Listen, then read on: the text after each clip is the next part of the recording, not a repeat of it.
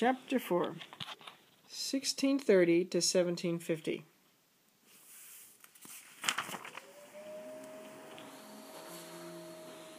One, the New England colonies. Main idea. The New England colonies were founded by political and religious reformers and developed around tightly knit towns and villages. Setting the scene.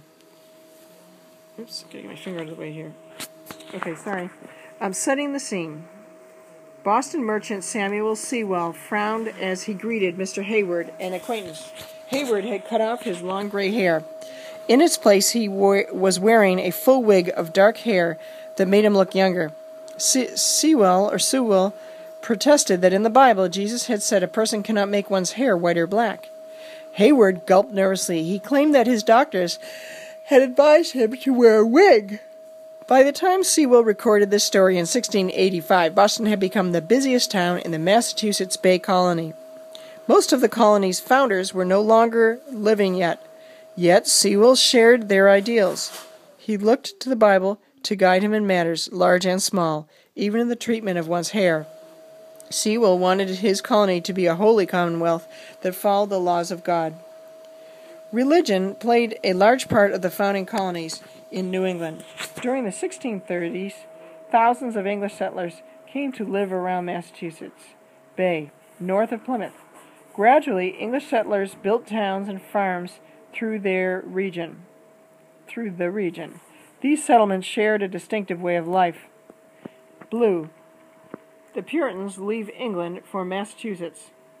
The migration to Massachusetts Bay during the 1630s was led by a religious group known as the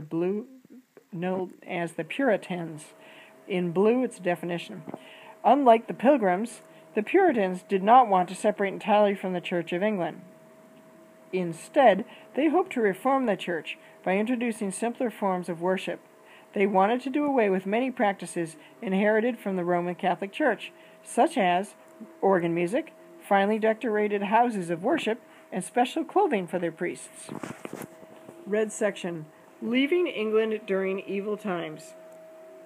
The Puritans were a powerful group in England. Although some were small farmers, many were well educated and successful merchants or landowners. Charles I, who became king in 1625, disapproved of the Puritans and their ideas. He canceled Puritan business charters and even had a few Puritans jailed. In 1629, some Puritan leaders were convinced that England had fallen on evil and declining times. They persuaded royal officials to grant them a charter to form the Massachusetts Bay Company. The company's bold plan was to build a new society based on biblical laws and teachings. John Winthrop, a lawyer and a devout Puritan, believed that the new colony would set an example to the world. Some settlers joined the Massachusetts colonists for economic rather than religious reasons. In wealthy English families, the oldest son usually inherited his father's estate. With little hope of owning land, younger sons sought opportunities elsewhere. They were attracted to Massachusetts Bay because it offered cheap land or a chance to start a business. In 1629, the Puritans sent a small advance party to North America. John Winthrop and a party of more than 1,000 arrived the following year. Winthrop was chosen first governor of the Massachusetts Bay Colony. Once ashore, Winthrop set an example for others. Although he was governor, he worked hard to build a home, clear land, and plant crops. There was a discontent among some colonists, though. Under the charter, only stockholders who had invested money in the Massachusetts Bay Company had the right to vote. Most settlers, however, were not stockholders. They resented taxes and laws passed by a government in which they had no say. Winthrop and other stockholders saw that the colony would run more smoothly if a greater number of settlers could take part. At the same time, Puritan leaders wished to keep non-Puritans out of the government. As a result, they granted the right to vote for governor to all men who were church members. Later, male church members also elected representatives to an assembly called the General Court. Blue. Under the leadership of Winthrop, it's in blue, General Court, those words. Under the leadership of Winthrop and the Puritans, the Massachusetts Bay Colony prospered. Between 1629 and 1640, some 15,000 men, women, and children journeyed from England to Massachusetts.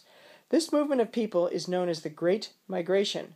Many of the newcomers settled in Boston, which grew into the colony's largest town. Blue. Problems in Massachusetts Bay. The Puritan leaders did not like anyone to question their religious beliefs or the way the colony was governed. Usually discontented colonists were forced to leave. Some colonists who left Massachusetts founded other colonies in New England. Thomas Hooker, blue, this is in red actually. Thomas Hooker founds Connecticut. In May 1636, a Puritan minister named Thomas Hooker led about 100 settlers out of Massachusetts Bay. Pushing west, they drove their cattle, goats, and pigs along Indian trails that cut through the forests. When they reached the Connecticut River, they built a town, which they called Hartford. Hooker left Massachusetts Bay because he believed that the governor and other officials had too much power. He wanted to set up a colony in Connecticut with strict limits on government. The settlers wrote a plan of government called the Fundamental Orders of Connecticut. That's in blue. Fundamental Orders of Connecticut. It created a government much like that of Massachusetts. There were, however, two important differences.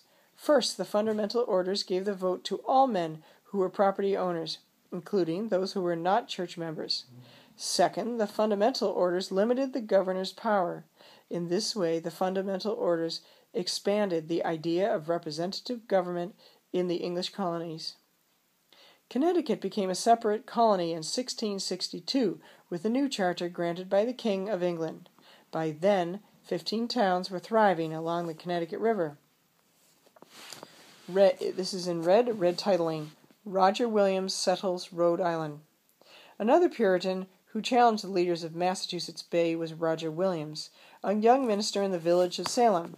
Williams was gentle and good-natured. William Bradford described him as jealous but very unsettled in government. Some Puritan leaders probably agreed with this. Most people, including Governor Winthrop, liked him. William's ideas, however, alarmed Puritan leaders. Williams believed that the Puritan church in Massachusetts had too much power. In Williams' view, the business of church and state could be